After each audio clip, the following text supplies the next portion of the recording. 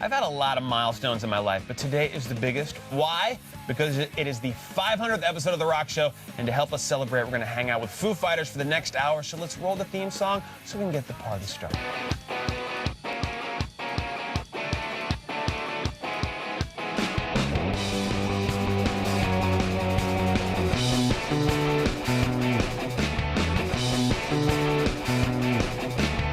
All right, so today is one special show. Not only are we celebrating the 500th episode of The Rock Show, but the legendary Foo Fighters came by to hang. There was so much stuff to discuss. Let's check out what Dave and the boys have to say. All right, welcome to the 500th episode of Steven's Untitled Rock Show. The band I'm joined by right now needs no introduction, but I'm going to do it anyway. Ladies and gentlemen, please welcome Foo Fighters. Thank you guys for coming to the show. And I want to talk about, Dave, you and I both grew up in Northern Virginia. Yeah. We've discussed before. And what was that like for you? The first bands I saw were punk rock bands. Mm-hmm. The first show I went to was actually outside of Chicago in a place called Evanston, Illinois. In like 1983, I went and my cousin was a punk rocker. And so she took me to see this band called Naked Ray Gun. Oh, yeah. And they were playing with another band called Rights of the Accused, whose guitar player was Jay from White Zombie. Oh, Jay really? Younger. Yeah. But this is, 25 years ago or something. So, so then that's where I discovered punk rock, and then I got all these records and realized that some of these great bands were from DC. Mm-hmm. So when I went back from that vacation, I started hunting down the record stores that had those records, and there were bands like Minor Threat and Faith and Void and Scream. There were all these great DC hardcore bands. But I lived in the suburbs in Virginia, so it was just a matter of going downtown to the local record stores and looking at the flyers and figuring out who was playing when. And there weren't too many clubs. Right. There was that place, DC Space. DC Space, yep. And then there was the Wilson Center, which was like a rec center place. There was the Space Arcade, and so yeah, and there was the 930 Club, but the 930 Club had more of the national stuff instead of the local stuff. But it was great. I mean, you do that on the weekends, and then go back to your sleepy suburban high school dropout world, and then that's all I lived for. Right. Was to find new albums and find fanzines and make pen pals and get trade flyers and trading the records was always fun. Now, how did you get hooked up with Scream way back when?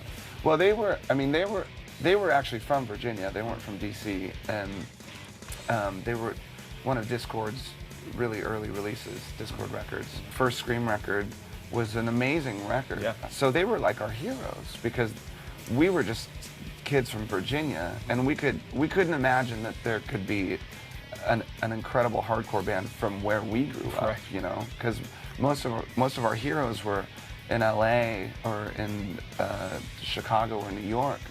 So we went to go see them all the time. And then I went to our local music store where I got drumsticks and stuff one day, and there was a flyer that said they were looking for a drummer.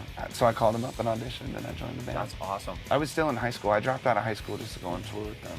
Did you ever read the book Dance of Days? You guys read this? It was about the DC scene. Yeah. And you're, like the triumph of DC, because it talks about towards the end of the book how when Nirvana first came out, the thing you see is, you're in the band, and then there's the shot is somebody wearing a Bad Brains t-shirt. Yeah. And it just showed like the synthesis of it was a really weird thing because, the hardcore scene, or at least the DC hardcore scene, it was so local that most of those people had been in bands with everybody else, like members of Teen Idols were in Minor Threat, were in Rites of Spring, were in The Faith, so it was hard to imagine that kind of music crossing over or becoming popular. Yep. So, and it was comfortable that way. Nobody really had any career aspiration. It was just like, you just made music for the love of making music. And you played those shows with your friends for the love of your friends in the local scene. So when Nirvana became popular, and that kind of music was exposed maybe a little more so than it was before, some people saw it as a good thing, and a lot of people saw it as a bad thing. Yeah. So everyone was a little conflicted, Right. I think maybe some of my friends were proud, but some of my friends were like, oh, what the you have to go and do that for? Yeah, exactly. Like, I'm sorry. Yeah. My band I want to switch gears now. You found out about Scream. from a flyer. Taylor, way back when, how did you find out about Foo Fighters and that they needed a new drummer? A flyer at Guitar Center. Wow. In LA. That's amazing. Yeah. Just walked in and Just Foo hanging on the Fighters wall? looking for drummer. Wow. And I was working at 7-Eleven down the street. No, I heard it on the radio. Really? Funny enough. So we yeah. were looking for a drummer? Yeah. I remember I was at my hometown, Laguna Beach, and I was such a huge fan. I mean, I've told this story before, but I remember driving with my brother and listening to the first Foo Fighters record for the 570th time. I remember my brother saying, "Honey, that's the band you should be in." I was like, "That would be great." But they had a great drummer and they had a great band, and with playing with Alanis all over Europe, we opened up for them a bunch of times, or did festivals with them, and so I'd seen them, and I'd met Dave, and I'd met all of them actually, really, and Nate didn't like me. Nate actually didn't like me for the first couple of years I was in there. I've heard about Nate's But temper. you know, We worked that all out. yeah, we worked. I had now to we're like beg best Nate to friends. let Taylor in the band. Pretty much. True story. It is true. So I had met Dave, and we were like kind of in a weird kindred kind of spirits. Like, I don't know how you'd say, you know. Kindred spirits. Yeah. I've heard, yeah. There's plenty of Spirits.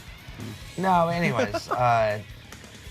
And I was actually jamming with the guitar player from Scream in LA Okay. a little bit.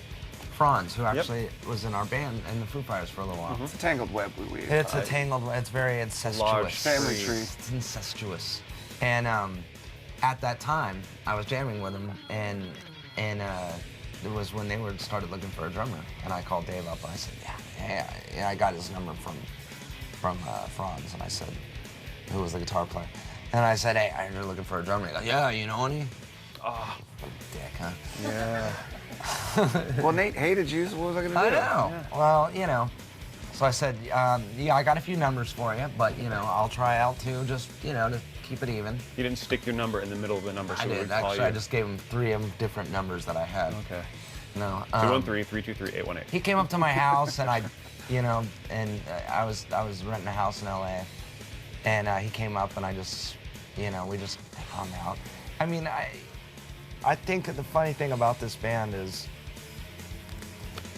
it's more formed out of friendships. It seems like, and it's less about like, you know, because not like I wasn't good enough to play, but it wasn't really about that. It was about us hanging out a little bit. And you know. fitting into the Yeah, vibe of the just, band. you know, being turning, you know, it's a family situation, family vibe, vibe, you know, and I love him, and I love him, and I love him, and we love each other, and that's kind of gay, so I'll stop. That's all right. But you know what I mean. We like to end on a gay note. Yeah. And it's good. We're not really going to Gay's end. We're going to okay. go to a break right now. When we come back, we're going to talk more about, hetero stuff and Foo Fighters.